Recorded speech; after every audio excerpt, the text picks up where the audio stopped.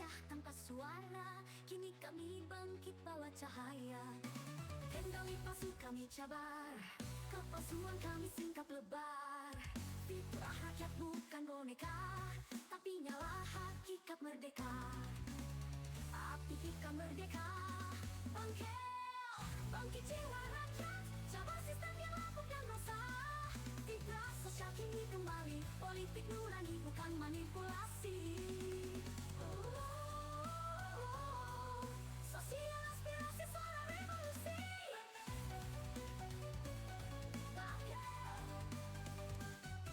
Jalan sempit kami buka luas, dengan ilmu dan gerakan tegas. Rakyat bukan alat kekuasaan, kami nyalakan fitrah perubahan. Kendali palsu kami cabar, kepalsuan kami singkap menebar. Fitrah rakyat bukan boneka, tapi nyala hakikat merdeka. Bangkit jiwa rakyat, cabar sistem yang lapuk dan resah. Fitrah sosial kini kembali, politik nurani bukan manipulasi.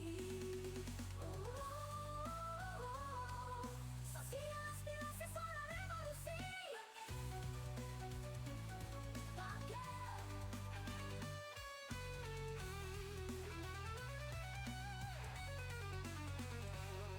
Jalan sempit kami buka luas, dengan ilmu dan gerakan tegas.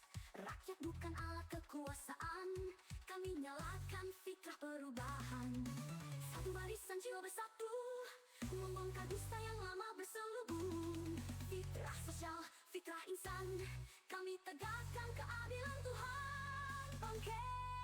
Bangkit jiwa rakyat, cabar sistem bawa hakikat.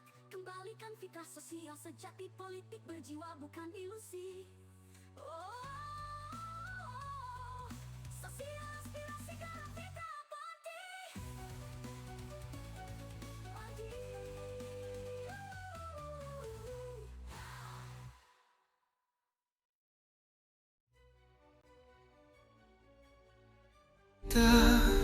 Dari luka, dalam gelap tiada suara. Rantai jiwa, tangan terikat, namun bara belum tamat. Keluar diperbudak dunia, kami nyala cahaya jiwa. Tiada lagi tunduk hina, langkah kami menuju merdeka. Bara revolusi, bakar segala gelita. Bara revolusi. Okey, Assalamualaikum warahmatullahi wabarakatuh. Salam sejahtera, salam Malaysia Madani. Salam perpaduan, salam reformasi. Salam reformasi. Alhamdulillah kita bertemu lagi dalam kali ini dalam podcasting. Short je lah. Pendek tak pendek lah. InsyaAllah pendek. Kita dah masuk Ramadan dan hampir 20 Ramadan. Kita akan menyambut pula bulan Syawal pada minggu hadapan. Semoga semuanya berada dalam keadaan sihat dan walafiat.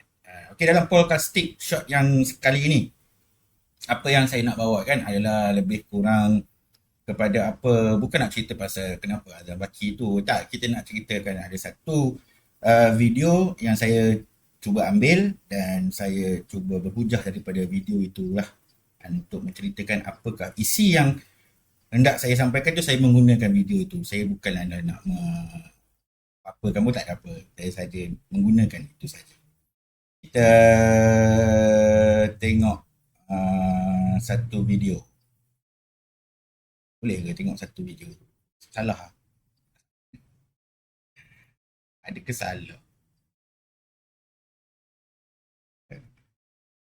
Jom kita tengok satu video. Ada salah ke? Salah. Manalah aku tahu lah kan.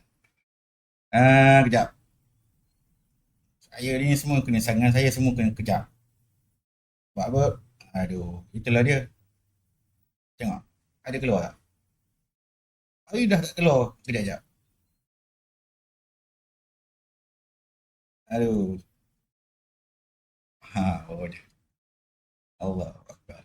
Okey. Malaysia tak akan lupa sekalipun. Video berkenaan dengan Datuk Seri Anwar Ibrahim yang di Sahaja laporan Bloomberg itu press keluar. conference kan bersama dengan Bukannya Amira melakukan Aisyah, siasatan, Presiden bukannya Parti untuk Muda. mencari kebenaran, respons pertama adalah mempertahankan Azam Baki. Belum ada apa-apa siasatan, belum ada apa-apa usaha, begitu saja PMX dah sucikan Azam Baki. Kerana katanya Azam Baki itu rajin. Jadi kalau kita tahu Okey. Berkenaan dengan video tersebut, Amira ada memperjelaskan bahawasanya dia tidak bersetuju. Dan kenapa Anwar Ibrahim tidak mengambil lagi tindakan pada waktu itu. Saya tak tahu video ni lama ke baru. Semua saya dapatkan daripada TikTok. Silap. Saya faham kenapa Amira dia marah. Kalau saya jadi Amira, kalau saya pun tak nak ambil tahu apa yang berlaku di sebaliknya, saya pun akan jadi marah macam Amira lah kot. Ataupun saya seorang rakyat yang tidak berfikir, saya akan marah jugalah kot. Sebab kenapa saya nak kali ni saya rasa saya nak melontarkan jugalah. Sebab apa tindakan Amira untuk dia marah itu terpulang kepada dia. Tidak ada masalah, marahlah. Mungkin Amira hanya melihat sebatas kepada perkara yang terus sahaja, mungkin. Ataupun Amira boleh dikatakan Amira mengambil kesempatan atas isu tersebut dan cuba menampilkan diri melalui jawatan agar masih lagi berada di dalam circle politik. Yang yelah orang tak apa nak sebut-sebut kan, Parti Muda ni. Sebab Parti Muda dah jatuh jauh ke belakang dah. Cuma saya nak cerita sikit. Kadang-kadang yelah sebab dia sentuh tu adalah seorang Perdana Menteri. Sebab dalam negara kalau kita lihat bila dia terlalu lama dia berjalan, dia akan ada macam-macam banyak sangat isu yang terlalu kompleks untuk kita bicarakan. Cuma dekat dalam negara kita ni, yelah Malaysia ni adalah terdiri daripada bangsa Melayu yang dikatakan kebanyakannya akan menggunakan perkataan dan juga bahasa-bahasa yang manis. Kan? Sampai sehingga kan kemarahan kadang-kadang tu jadi bukti bahawa hati rakyat ini boleh dikatakan belum matilah orang cakap. Kemanisan itu dia tidak sampai mematikan jiwa kenegaraan tu. Tapi dari segi perang kuasa, kalau saya boleh katakan kemarahan yang cuba dibawakan semata-mata, dia tidak akan jadi apa-apa pun. Sebab apa, musuh yang sebenar yang ada di sebalik peristiwa tersebut ataupun di sebalik framing yang tersebut, dia orang memang tak biasa untuk menang dengan hujah. Dia orang ni tak pandai berhujah sebab dia orang berada di sebaliknya. Kadang-kadang mereka ni menang dengan apa tau sebenarnya? Dengan masa. Sebab apa dijadikan peristiwa itu? Sebab dia orang perlukan sedikit masa untuk dia orang membetulkan sikit apa yang sepatutnya mereka perlu betulkan. Kalau tak, habislah. Itulah dikatakan bahawasanya masa itu terlalu penting. Daripada surah Al-Quran pun ada mengatakan betapa pentingnya masa. Tetapi orang-orang yang baik yang ada di atas muka bumi ini, kebanyakan pada hari ini tidak pandai menggunakan masa itu dengan sebaiknya. Tapi siapakah yang akan gunakan adalah orang-orang yang sedemikianlah. Dia akan gunakan waktu itu sebenarnya adalah satu kepentingan untuk dia buat delay bagi mendapatkan sedikit nafas kepada mereka. So dalam dekat sini orang muda yang saya lihat kebanyakan masuk ke dalam politik, termasuklah diri saya, boleh dikatakan baru juga, baru tak barulah kan. Tak adalah sampai 20-30 tahun walaupun kau muda kan. Tapi ada je saya dengar kan, dia muda tapi 20-30 tahun. Bila kita kira 20 tahun kau dah berjuang kan. Masa tu pun orang tak alah nak cerita, tapi ada. Dekat sini ramai orang muda yang masuk gelanggang politik. Dia akan membawa satu sikap yang bahawasanya saya boleh mensucikan ataupun dia tu suci. Sehingga dia terlepas satu benda yang sangat mahal dekat dalam tu, iaitu dalam sistem yang paling bahaya bukan orang nampak jahat. Semuanya akan nampak diri dia baik. So macam bagaimana orang baik dia nak nampak? Itu maksud saya. Okey. Sekarang macam mana orang baik dia nak tahu yang orang tu baik ke tak? Baik ke tak? Dia buat betul ke dia buat salah? Dekat mana? Takkan sampai hari-hari apa yang kita nak buat tu kita perlu ceritakan secara detail ini dia. Tak perlu saya rasa. Banyak lagi benda penting. Ha. So, yang paling bahaya ialah orang yang tahu bagaimana menukar moral itu menjadi satu bentuk gangguan, glitch. Dan gangguan itu menjadi satu delay. Bila glitch berlaku, dia akan jadi delay. Bila delay tu dia dah dapat, dia akan menjadi satu ruang untuk dia orang untuk menyusun semula lah. Itu yang sepatutnya, itulah yang sedang berlaku kemungkinan. Bolehlah semak kalau apa yang saya nampak tu salah. So, jadi rakyat Malaysia dia tak berfikir, dia hanya menampak apa yang tertulis di dalam media sosial, di dalam akhbar, baca headline saja, dia tak baca apa pun yang ada di bawah. Sebab apa saya cakap itu, memang kebanyakan banyak peristiwa-peristiwa yang berlaku dah sebelum ni memang semuanya macam tu. Semuanya baca headline tu terus marah. Dia tak baca pun apa yang isi dalam tu, dia tak baca. So rakyat nampak baik saja dekat laporan tu yang keluar kan. Tapi contohnya belum ada apa-apa siasatan. Belum ada apa-apa pembuktian. Tetapi bunyi yang keluar tu lebih awal ialah dalam mempertahankan Azam Baki. Itu yang nampak jahat. Tak betul tu. Kenapa dia Anwar Ibrahim? Kenapa Perdana Menteri mempertahankan orang yang jahat? Kenapa Perdana Menteri mempertahankan orang yang salah? Patut macam-macam lah Azam Baki ni kena macam-macam benda. So itu bukan perkara yang kecil. Rakyat nampak, rakyat ingat dan rakyat berhak bertanya. Ya, betul. Tetapi kalau kita berhenti hanya sekadar di setakat itu boleh dikatakan kepada kita, engkau masih lagi baca sepihan di atas. Kau tak baca permainan di sebalik itu. Kenapa dia berlaku macam tu? Sebab apa kita tak pernah nak mendidik rakyat kita supaya berfikir di sebaliknya. 1, 2. Cukup pun dah cukup. 1, 2. 1, 2. Kalau tak, kenapa kita tak berfikir macam tu. Contoh kalau tak, ibu kepada seorang budak yang mencuri pensel dekat satu kedai tak dipertahankan oleh seorang peguam tau. Ya, kalau macam tu, kita akan nampak semua orang kalau dia berpakaian je baik, maka dia tu baiklah. Kalau kita akan nampak macam tu lah, adakah kita sedang mendidik rakyat kita sekarang ke arah itu? Bagi saya tak. Sebab saya tak akan didik anak saya pun macam tu. Tapi kalau dia buat macam tu, parah lah kan. So itu bukan satu perkara yang kecil bila dah hampir kebanyakan rakyat Malaysia dia berfikiran macam tu. Sebab apa, dekat negara ni dia bukan hanya sebatas pentas pidato. Negara ni bukan hanya sebatas pentas untuk berada di dalam TikTok live sepanjang waktu. Negara ni bukanlah satu debat yang selesai bila crowd tengok siapa yang dapat tepukan yang paling tinggi. Bukan macam tu. Negara ni lebih dekat kepada kota yang lama, yang di bawahnya ada banyak terowong-terowong lama yang kita tak tahu. Dekat mana datangnya daripada benda-benda ni, root cause ni kita tak tahu. So di atas tanah, orang nampaknya itu adalah sebatas bangunan Abdul Samad yang baru dibaiki, yang baru dirasmi dan dibuka semula baru ni.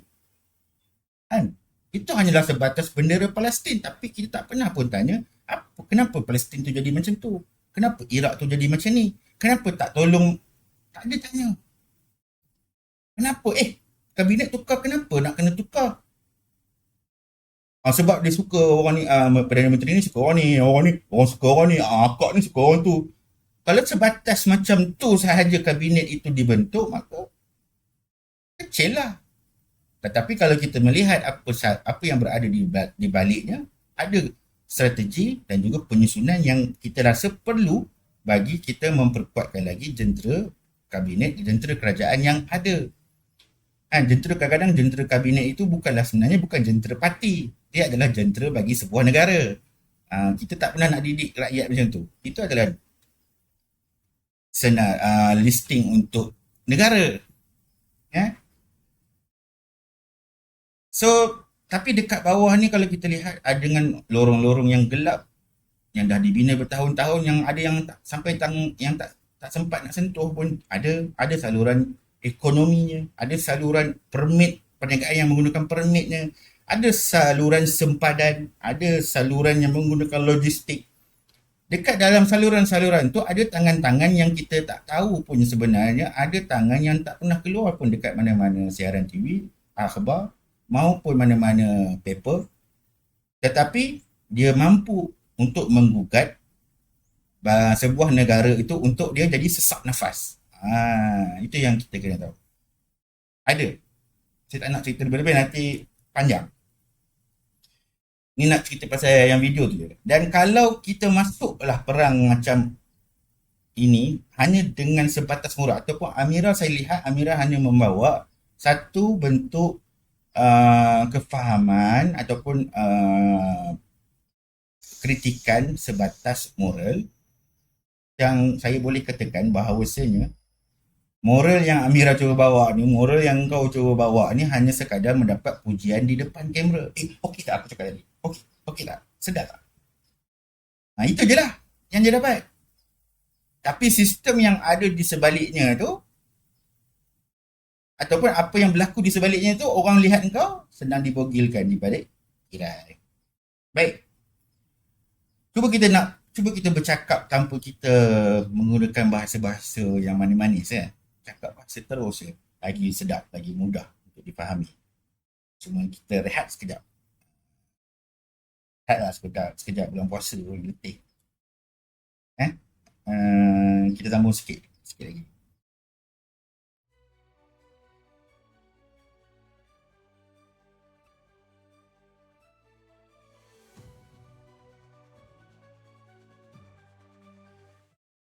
Okey, kita sambung lagi. Kita bercakap bahasa yang lebih terus lah. Okey, sambung yang tadi. Ya, dari sudut persepsi, mungkin apa yang dibuat oleh Datuk Seri Anwar Ibrahim, PMX, adalah satu bentuk respon awal. Respon awal bagi beliau sebagai seorang Perdana Menteri lah.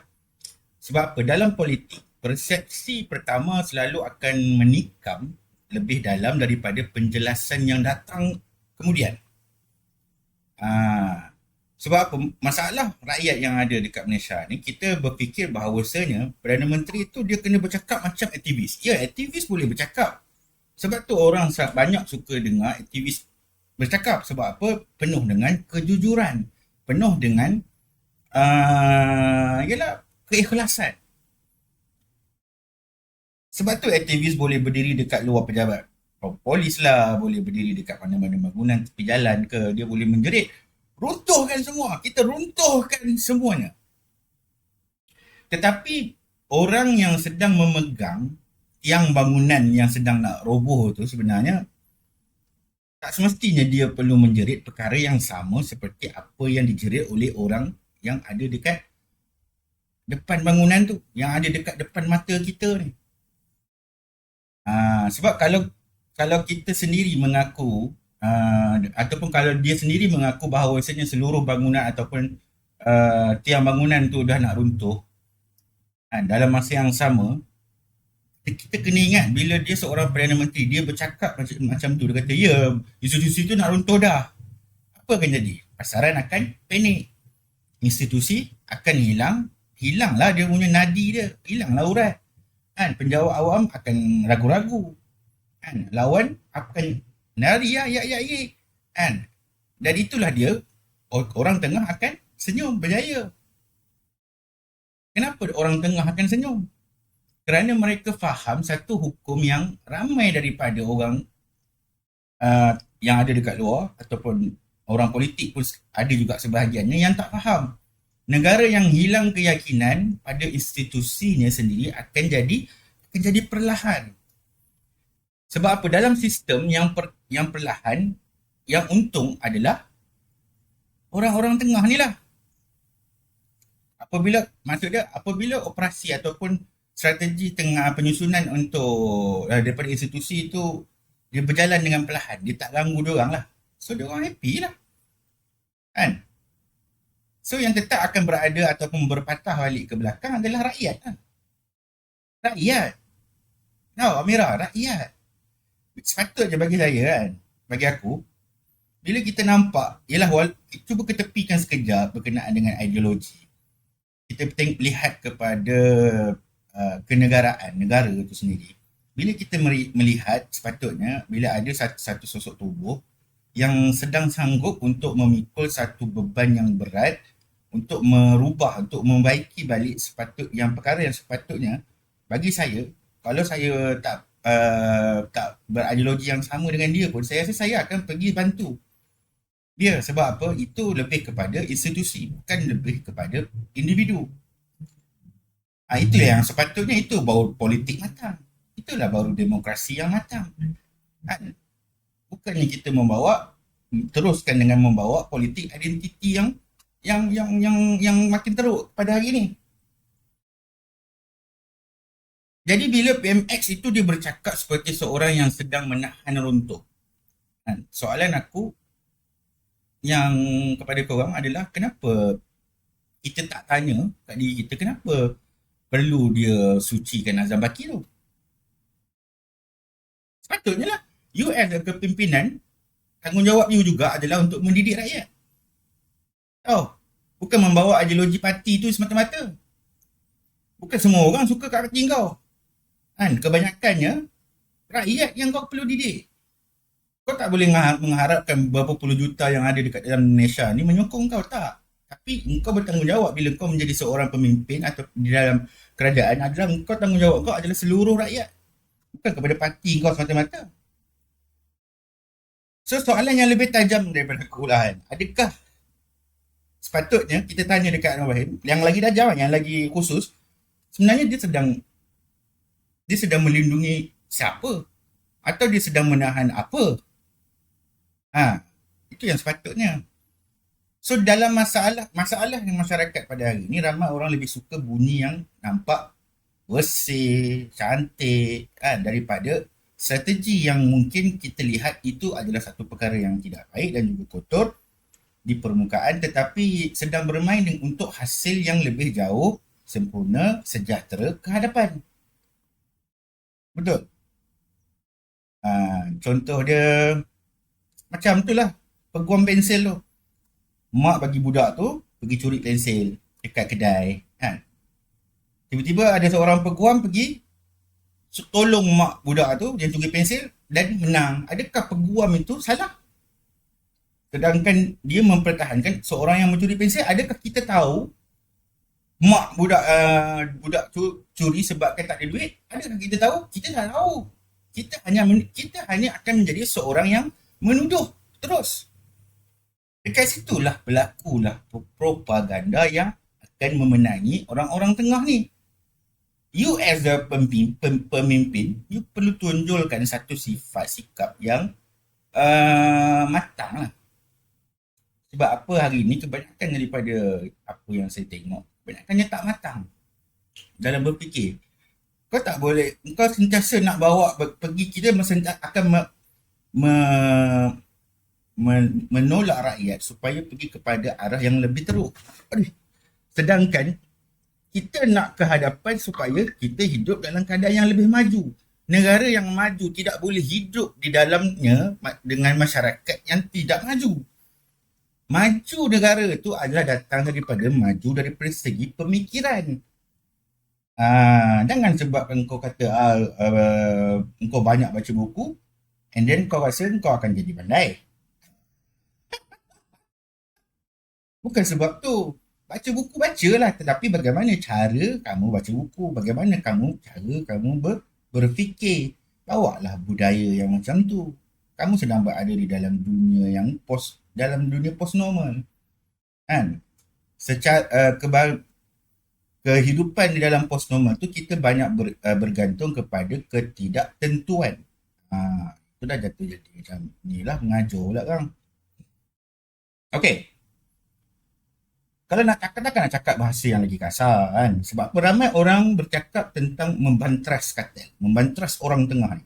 Seolah-olah kita meminta perkara tu dibuat dalam keadaan seperti seorang penguatkuasa pergi serbu rokok seluduk, angkat 2-3 orang, lepas tu selesai. Itu maklum dekat dalam press. Kita hari ni dah berjaya menangkap, dah buat penyerbuan sebanyak ni, sekian. Come on lah. Itu dah pergi kepada operasi tangkap. ini dalam segi masih lagi dalam proses nak menyusun. Kan? Mereka tidak akan ganggu bila dah benda dah collapse. Apa lagi nak tahan? Caw je lah. Itu je bahasa dia. Orang tengah ni orang tengah ni siapa yang aku sebut adalah yang menyentuh berkenaan dengan harga barang, pengimport, permit, logistik, sempadan, pengedaran, kan, aliran-aliran gelap yang menghisap darah rakyat yang ada pada hari ini. So, ini bukan satu kelompok ikan bilis. Takkan Amira tak tahu US a president party kot. Kan, ini bukan cerita something di pasar malam. Kan? Bukan macam cerita Polis Evo tu. Ini bukan villain drama TV. Ini cerita tentang sistem yang lama. Sistem sebuah negara secara realistik, secara realiti. Makhluk yang dah belajar bernafas tu dalam sistem. Orang yang dah biasa duduk dalam sistem tu. Orang yang dah tak semestinya perlu pakai topeng jenayah. Dia tak perlu dah nak pakai serban nampak baik. Tahu? Kadang-kadang dia pakai kot. Kadang-kadang dia pakai uniform pun ada. Kadang-kadang dia pakai senyum je. Itu yang paling profesional dekat dia. So dia hidup dekat mana? Dia hidup di dalam fail, kontrak, kelulusan, panggilan telefon orang tengah. Orang angka yang rakyat sendiri pun tak sempat nak baca. Itu masalahnya. Kita mana nak tahu?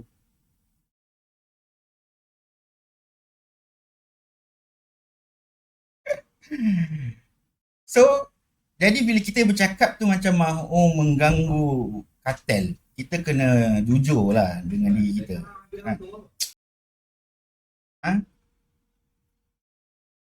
Kita secara jujur lah kan. Tak semestinya kau boleh masuk dengan seorang budak baru kan, baru masuk kerja kan, ataupun baru lagi dia tak tahu pun apa yang ada dekat atas tu kan. Yang buta lah orang kata, yang buta sistem. Kan? Kadang-kadang yang nak kena masuk dekat dalam sarang ular lama kan, kau perlukan orang-orang yang tahu tentang selok-belok berkenaan dengan sarang tu. Tahu kat bau laluan dia macam mana, tahu siapa yang jaga pintu, siapa tukang bawa mesej, siapa sekadar yang menjadi umpan, dan siapa raja sebenar yang tak pernah tunjuk muka pun depan kau. Kan? Kalau rasanya kalau budak-budak yang bersih suci macam kau ni kalau pergi masuk rasanya memang atas keteh je lah kau punya sembang. Kan? Sepatutnya kita bila yalah pemimpin-pemimpin kan, sepatutnya dia ni adalah orang-orang yang akan nampak apa yang berlaku di dalam sistem tu. Bukan orang yang buta menjadi seperti rakyat biasa. Kalau kau nak jadi rakyat biasa, tak payah jadi presiden parti. Kan? Dia jadi rakyat biasa je. Ini kau declare duntang-duntang kata kau presiden parti, itu kau cerita pun macam rakyat baru keluar SPM apa. Come on lah. So memang baik lah kan. Tapi realiti memang perang struktur tu dia memang baik. Masalah politik Malaysia pula pada hari ni, ramai orang dia suka tentang ayat yang sedap kan. Tapi takut atas kebenaran yang tak cantik.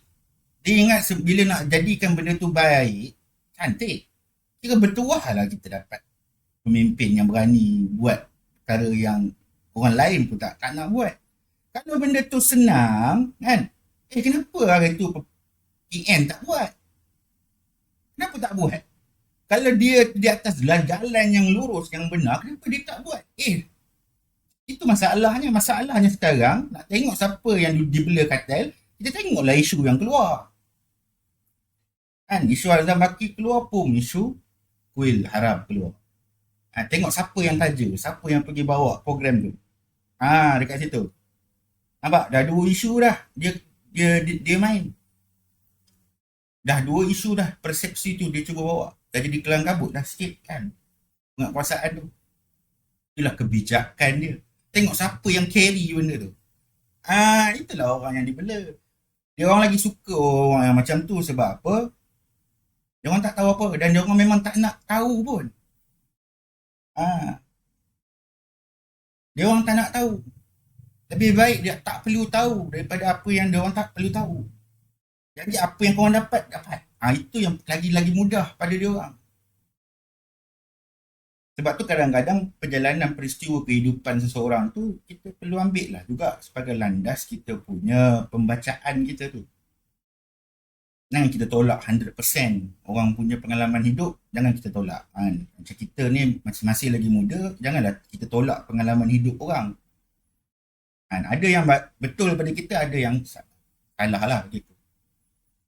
So kebenaran dia, aku rasa dia lebih kurang macam ni lah. Untuk kalahkan sistem yang lama, kadang-kadang kau terpaksa bermain dekat dengannya cukup lama untuk tahu urat mana yang patut korang potong.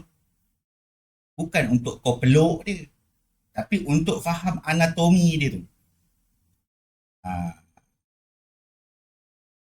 So ini bahagian yang rakyat patut tahulah bagi aku. Sudah sampai waktu ni, janganlah kita berselindung. Sampai bila? Sepatut kita ni di dalam kehidupan negara yang maju. Sepatutnya kita dah ke arah benda yang boleh kita kawal lah.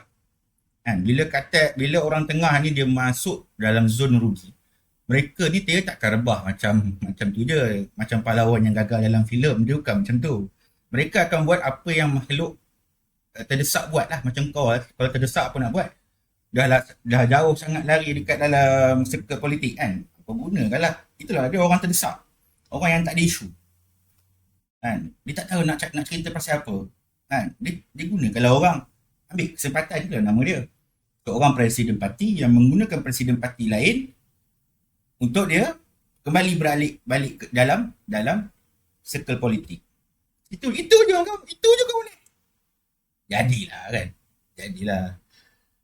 Okey, mereka akan jadi lebih cerdik orang-orang tengah ni. Dia lebih kejam, dia akan jadi lebih senyap. Mereka akan lakukan banyak benda-benda ataupun perkara-perkara yang tertentu lah. Dia akan melakukan seperti ni. Okey, ini antara perkara-perkara yang dia orang akan buat lah. Yang pertama dia akan cuba cipta ribut bunyi lah. Dia akan buat kelam kabut. Sebab apa? Dia orang perlukan ruang awam ini supaya dia jadi sibuk, jadi bising. Jadi yelah, melalak tak pasal-pasal. Quran pun kena pertahankan dengan kena melalak. Cara yang senyap pun dia orang tak buat, nak melalak. Apa? Ambil kawan dengan Abu Jahal. Abu Jahal dia suka melalak. Bukan semestinya dengan fitnah yang besar. Dia tak perlu fitnah macam parti-parti politik ni yang buat. Kadang-kadang cukup dengan satu isu yang panas, satu nama yang kuat, satu moral shock yang cukup untuk diorang pecahkan fokus rakyat tu sendiri.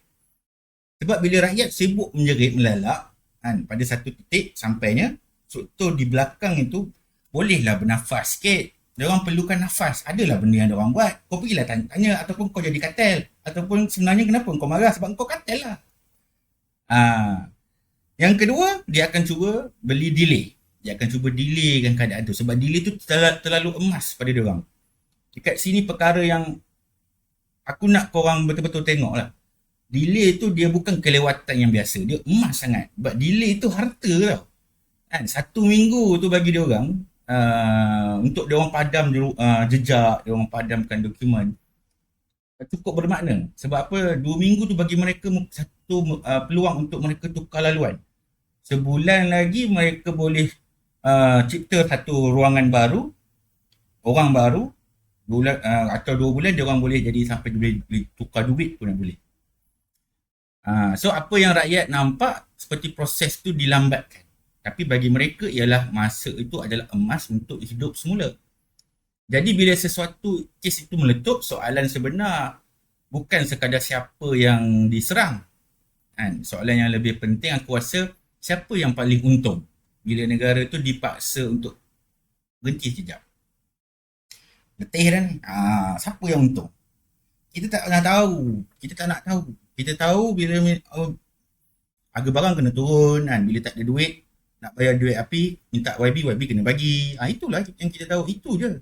Sebab tu kita tak berani nak ubah satu tokoh dekat kawasan yang sampai tak datang parlimen berkali-kali. Tak datang pun relax je. So yang ketiga apa dia lagi? Runtuhkan kepercayaan pada institusi. Ini dah jatuh jadi sampai level berat. Kan? Ini strategi yang paling halus. Sampai dah kalau kita kata kita pun dah tak percaya dah dekat polis contoh. Kan? Kalau rakyat tu mula percaya semua penguat kuasa tu sama je, ataupun semua institusi tu busuk dan tak bermakna, semua operasi dah tak boleh dipercayai lah dah. Maka negara akan tinggal apa? Negara akan hilang moral. Dan bila moral institusi tu jatuh, apa jadi moral bila moral institusi jatuh? Kartel tu tak perlu pun nak undang besar. Cukup je sekadar dia jadikan negara tu hilang taring untuk dia menggigit. Menggigit ni maksudnya menjalankan apa-apa operasi lah.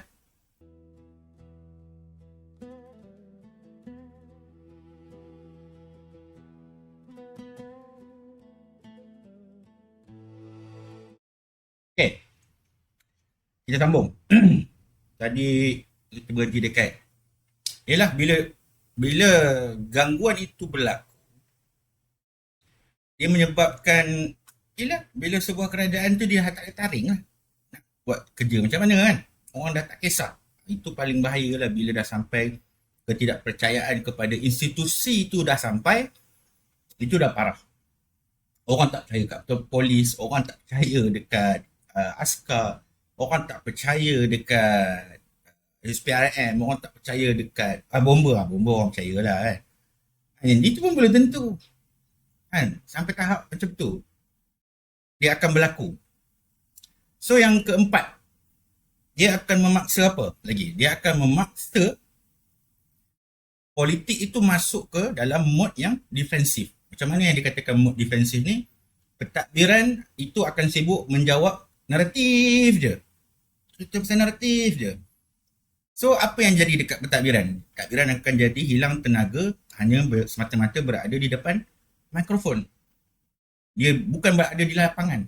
Dan itulah yang mereka hendak. Supaya apa?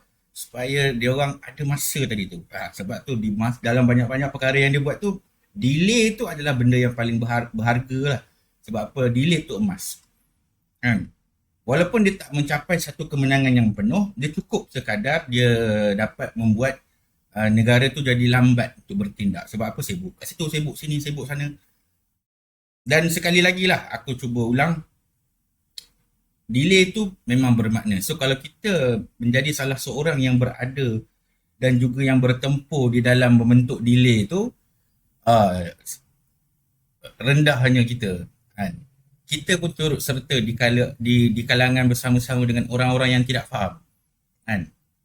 So tak payah jadi presiden, jadilah rakyat biasa, itu lagi baik betul. Jangan marah.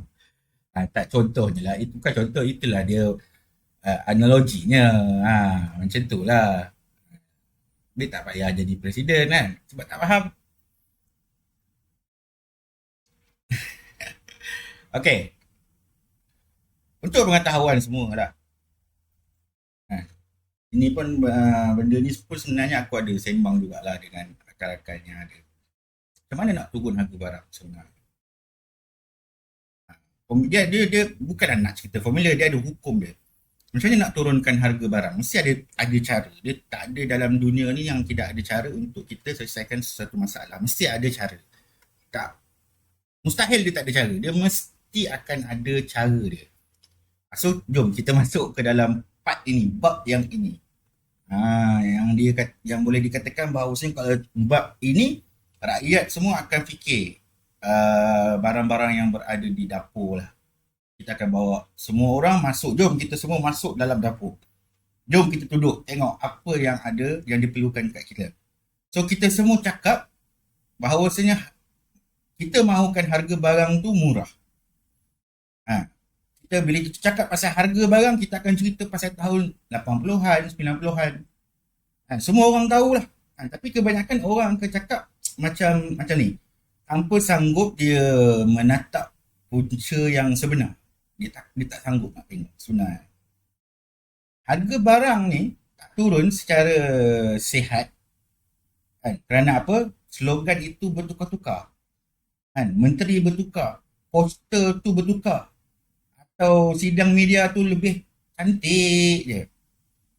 Nadi kepada turunnya harga barang ni sebenarnya adalah kita kena lihat siapa yang pegang bekalan, siapa yang pegang logistik, siapa yang pegang permit, siapa yang pegang rangkaian agihan, siapa yang pegang margin, siapa yang pegang laluan masuk keluar barang. Itu yang kita perlu tengok. Dia bukan cerita salah satu bangsa je tak kan. Sebenarnya kita kalau kita lihat sebuah syarikat yang besar, jangan tengok pada orang satu susuk tubuh. Kan kadang-kadang ada je orang kita ataupun yang berjawatan yang berada di dalam kepompong itu. Ada. Kalau semua ni, kalau kita banyak bagi pegang dekat puak yang ketiga, golongan yang ketiga.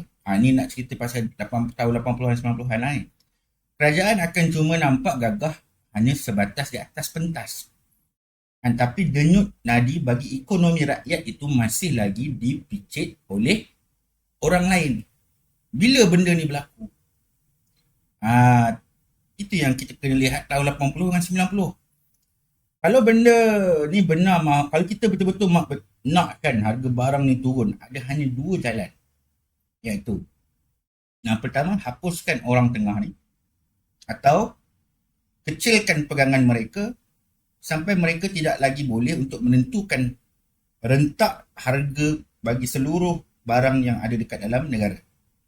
Ini bukan satu slogan jalanan. Ini merupakan satu hukum dari segi struktur dia. Sebab siapa yang mengawal sampul ekonomi ni, dia akan kawal lah emosi rakyat. Dan siapa yang mengawal emosi rakyat, dia sebenarnya memegang satu bentuk kuasa politik yang sangat besar.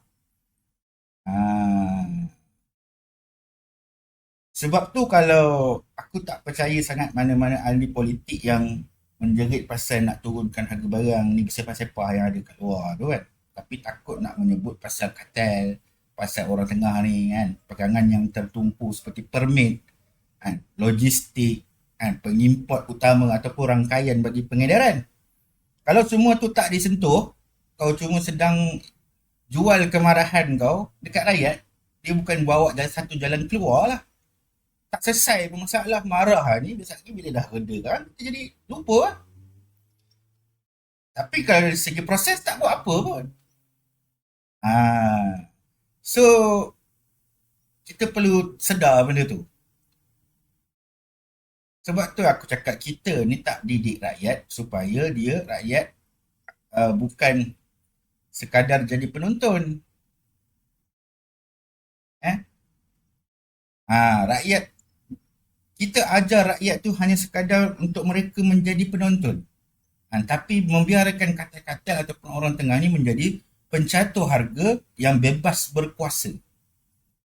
Kita tak pernah cakap kita sanggup untuk memulakan ekonomi tempatan. Ada pernah cakap? Ada pernah kita nak? Siapa yang nak buat kerja-kerja kampung ni?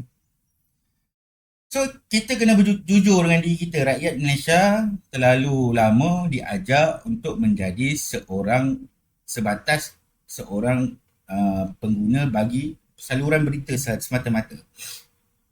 Bukan menjadi orang yang berfikir yang secara kritis dan kritikal dari segi membaca perjalanan dan juga hukum terhadap sistem itu berlaku. Bila ayam naik, marah. Bila minyak naik, marah. Demo. Bila beras susah nak dapat, marah. Salah kan orang. Marah itu secara itu adalah sifat manusia. Itu normal kan. Tapi marah tak pasal-pasal ni tak normal dah. Kan?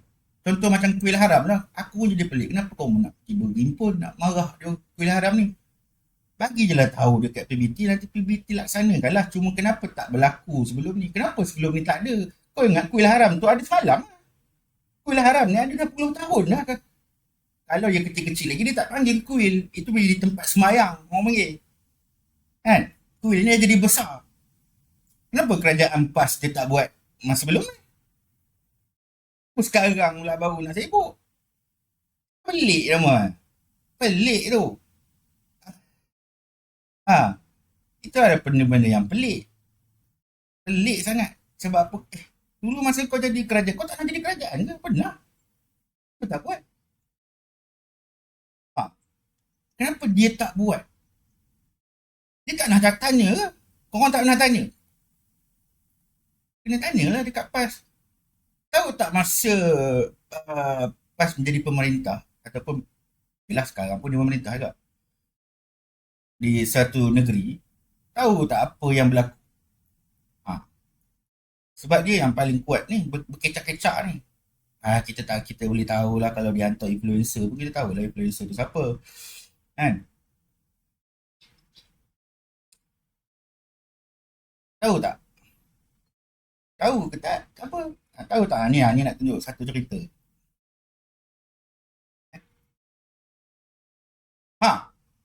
PAS buat apa masa jadi kerajaan? 498 kuil dibangunkan oleh kerajaan PAS. Di bawah ini visual kan. Sanali Kok Chandra. 498 kuil. Tak apa pun. Elok je. Kenapa tiba-tiba hari ni kuil haram ni nak besar-besar kan? Ada je proses kan? Report je lah. Kan? Tak menggugat pun iman kau kalau ada banyak kuil dalam yang dia orang bina. Kan? Kita ni dia tak mengubah pun iman kau. Kau terubah iman kau bila kau tengok banyak kuil. Kan? Tak jadi masalah pun. Maka jadi macam mana? So, itu yang benda tu. Benda yang sepatutnya kau pergi timbulkan, kemudian apa dia? Nak cerita pasal iman? Tak. Dia orang takkan buat lah cerita pasal keimanan. Kan? Benda yang letih. Apa nak buat? Ya, tak berduit. Apa nak buat? 498 kuil. Nak cerita pasal satu kuil haram ni. Tu je.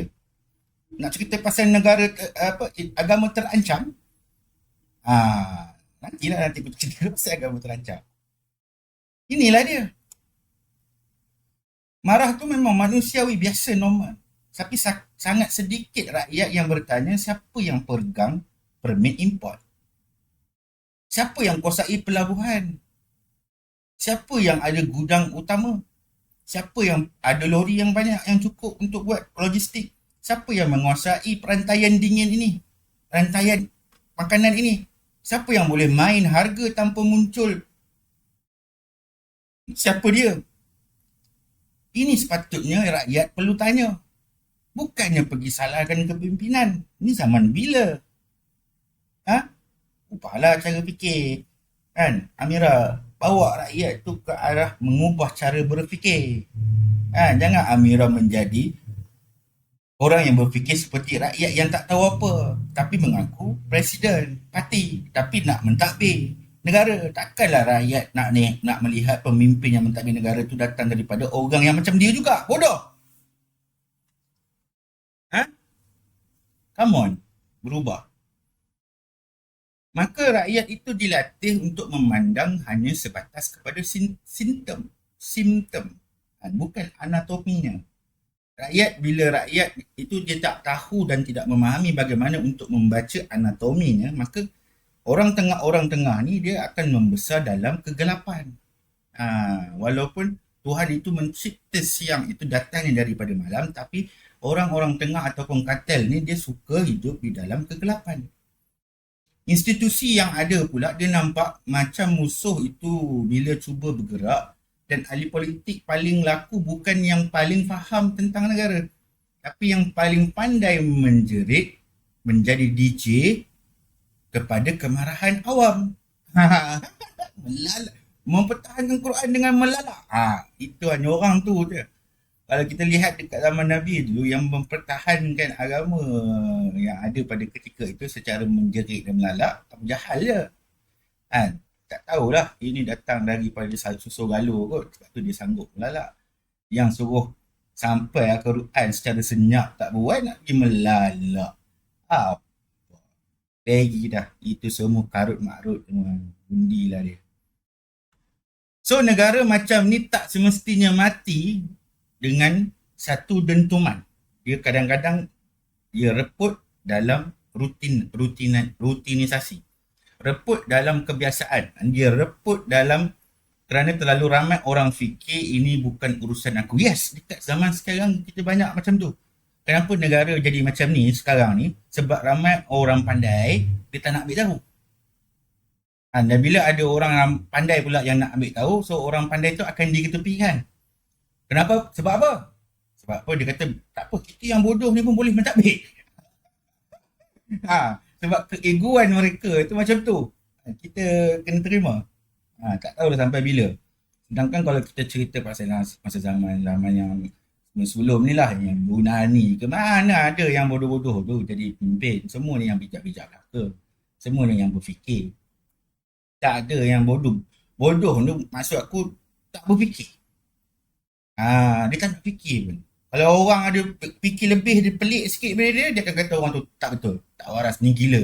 Ni semua idea gila. Itulah dia, adakah kita sedang melatih rakyat ini begitu? Tapi walaupun sebenarnya memang dekat dalam banyak kepimpinan yang ada tu memang banyak yang macam tu. Dia nak tapi dia tak sanggup buat. Pun banyak.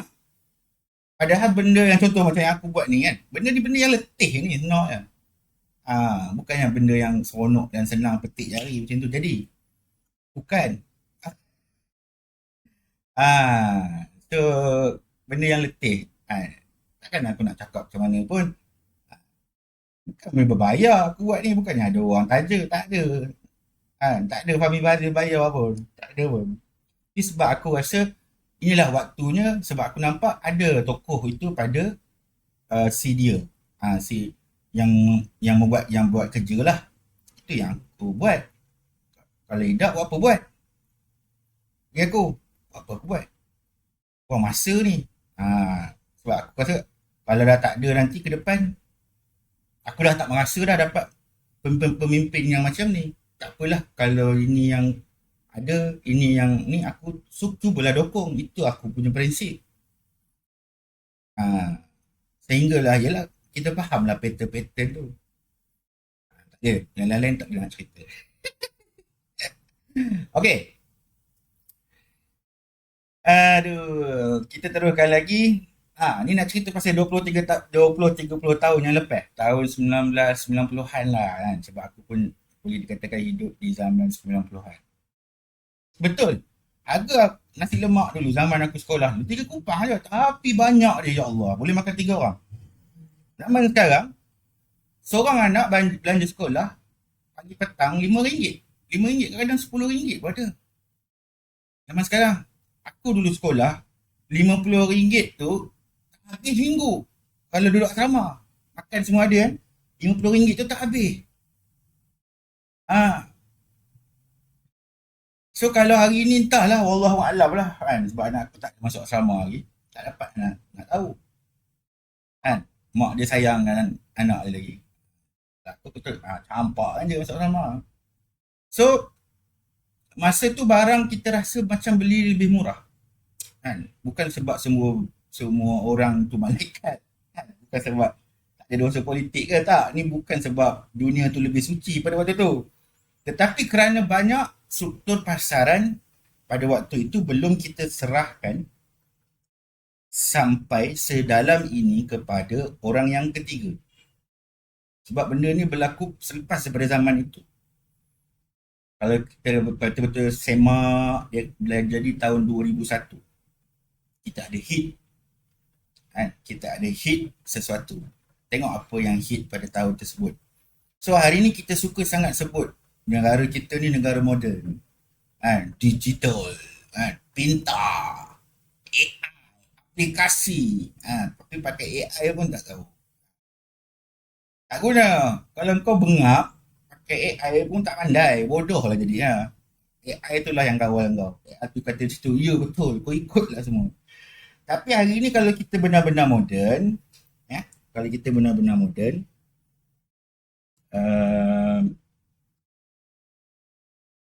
kita apa? Kalau kita benar-benar moden, kenapa rakyat kenapa rakyat rasa semakin moden, semakin sempit hidup? Kenapa? Kenapa kita hari ni kita rasa macam negara dah moden dah, tapi kenapa rasa macam sempit lagi hidup aku? Kan dah tak kena, hipotesis tu dah tak kena. Bila hipotesis tu dah tak kena, so kita kena semak lah balik. Kan? Sebab mungkin yang moden tu cuma cara kita pakai, kan? Apa yang kita miliki, yang ada dekat badan. Badan moden, tapi nadi ekonomi masih bernafas dengan cara yang lama. Macam tu. Oi, luas tinggal. Dalam kondo. Cara yang membenarkan tu terlalu sedikit. Tangan yang memegang terlalu banyak saluran. Maka janganlah kita terlalu cepat bangga yang mengatakan bahawa kita ni dah cukup milenial dah.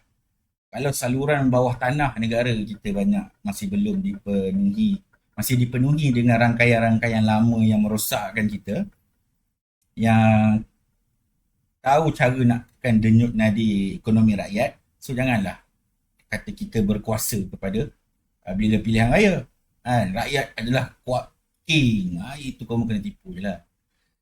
Kalau betul rakyat ini sedang berada menjadi kuasa, menjadi raja kepada negara itu, maka rakyat perlu nampak apa yang berlaku sebenarnya dalam negara. Bukan yang ikut. Contoh macam cakap Amira ni kan. Kalau ada yang ikut tu entahlah kan. Try belajar balik masuk jadi ni pengurusi kelab mana-mana. Aku tak kisah kalau aku nak ambil insentif atas apa yang berlaku kan. Tapi nampaklah bengaknya. Okey. Seterusnya. Jadi Amira lah kan. Rakyat memang boleh marah. Rakyat boleh tanya kenapa respon tu macam tu. Rakyat boleh rasa ia tak cukup memuaskan kan. Tapi negara ni tidak boleh dibersihkan ikut cara yang Amira nak yang bersih tu. Negara ni berhadapan dengan makhluk-makhluk sistem yang lama, makhluk yang tinggal dekat dalam slogan, yang makhluk yang tinggal dalam struktur yang dah terlalu lama, yang tak boleh nak ukur dah, totok dah. Dan struktur-struktur tu dia tak mati kerana satu kenyataan yang indah macam Amira buat tu. Dia sihat je, dia tak kisah lah ini budak lagi. Tapi kalau mereka itu diganggu, laluan mereka itu dihalang, dikecilkan, orang yang dalam mereka itu sedang dibaca ataupun dilihat, negara cukup sabar dah untuk tidak membakar rumahnya sendiri hanya kerana mahu kelihatan paling suci di depan penonton. Kalau setiap orang lah kan pernah berjalan dekat lorong-lorong gelap kan, dibuang mentah-mentah lah tanpa strategi, siapalah yang tinggal untuk melukis sarang tu. Ni nak cerita. Kalau lah PMX tu dia pergi buang lah semua yang tak betul tu, buang habis semua. Ini pernah saya dengar lah. Kalau saya buang semua ni yang hari ni semua ni hari ni, lumpuh kerajaan ni dia. Tapi dia tak buang, dia pindah kan. Bayangkan satu jabatan yang ada tu, kita dapat report bahawasanya seluruh tu berkait-kait ni, kalau patutnya dah boleh sampai tahap buang kan. Kalau dia buang ni, dia cakap kalau buang ni mau lumpuh negara ni. Adakah tindakan dia tidak buang tu salah ke baik? Contoh. Macam mana dekat Amira pula? Kenapa Amira tak nak cakap? Ramai, tanya sikit. Kalau setiap operasi tu kita tembak sebelum sempat kita tahu apa dia nak berlaku, yang untung dia orang. Kalau setiap ruang sensitif tu kita jadikan satu pentas terhadap sekadar untuk mengatakan yang ni, dia ni tak betul, dia ni salah. Allahu Akbar. Bukan itu yang paling dikehendaki oleh mereka. Sebab sebenarnya yang mereka nak adalah satu je. Dia orang nak delay. Dan sekali lagi aku cakap, dia nak delay.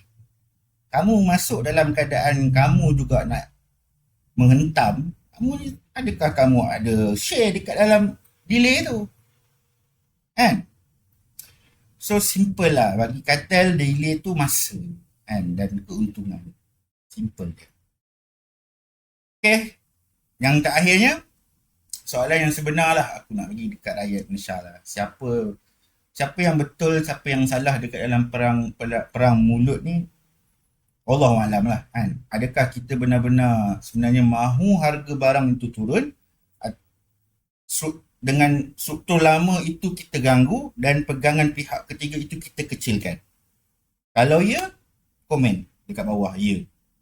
Kalau tak, aku tahulah kebanyakan orang dia tak nak lah.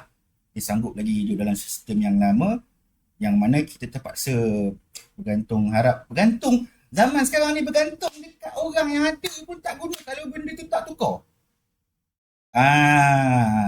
Tahu? Orang yang kita nak bergantung tu pun dia picit-picit telur. So kita bezakanlah antara persepsi dan strategi dan siapakah musuh yang sebenar, siapakah yang kita harus dukung, siapa yang tak patut kita dukung. Even kita berlainan ideologi.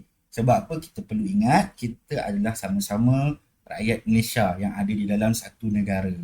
Ya. Sebelum nak pergi ada kasih kepada masyarakat yang ada di Gaza, kasihlah kepada orang yang tinggal di dalam negara kau sendiri. Kalau dalam negara kau sendiri pun kau tak mampu nak sayang, usah kau cerita Gaza, usahlah kau cerita Iraq, Iran, Palestin, apa lantai yang ada tu. Tak payahlah kau tiba-tiba nak jadi sedih. Kan? Datangkanlah dulu kasih kepada rakyat Malaysia kau sendiri. Tak kira Cina, tak kira India, tak kira lah dia bangsa asal sekalipun. Didik dulu, pupuk dulu semangat tu dekat dalam negara. Barulah kita pergi sedih dekat Iran ke, dekat Palestin ke kan. Baru sampai situ kan.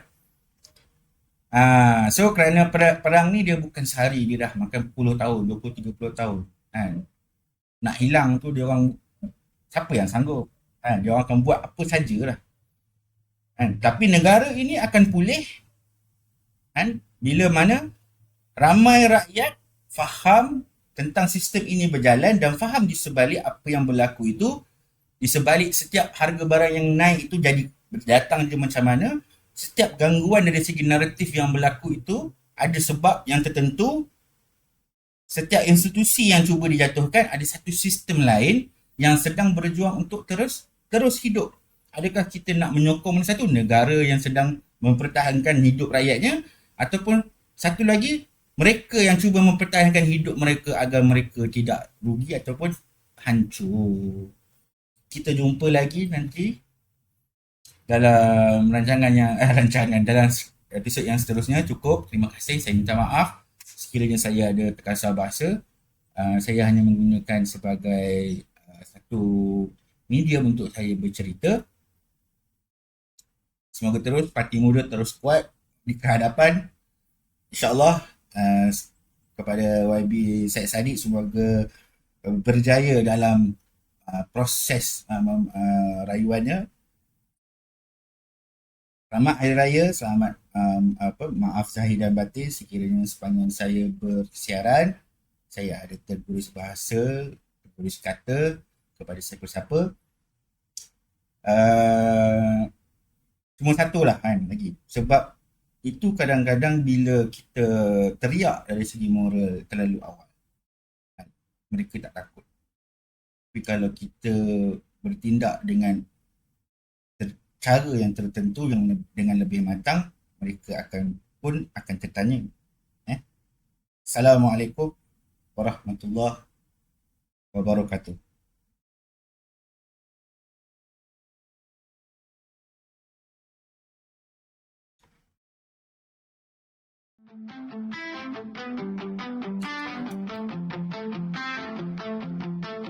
Pagi